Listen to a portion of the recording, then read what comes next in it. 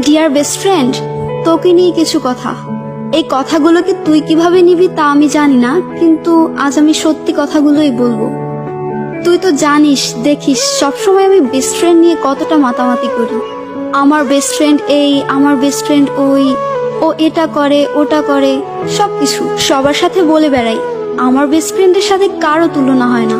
কারোর সাথে কথা বলার সময় তোকে নিয়ে এমন ভাবে বলি, তারা আমাকে দেখতে চাওয়ার আগে তোকে দেখতে চায়। কিন্তু এত কিছুর পরে সত্যি একটা কথা হলো, আমি তোকে বেস্ট ফ্রেন্ড ভাবি, কিন্তু তুই আমাকে ভাবো না। হ্যাঁ, এটা ঠিক যে তুই আমাকে মাঝে মাঝে বলস যে আমি তোর বেস্ট ফ্রেন্ড হই, কিন্তু তুই আদৌ কি আমাকে মনে মনে বেস্ট ফ্রেন্ড ভাবিস?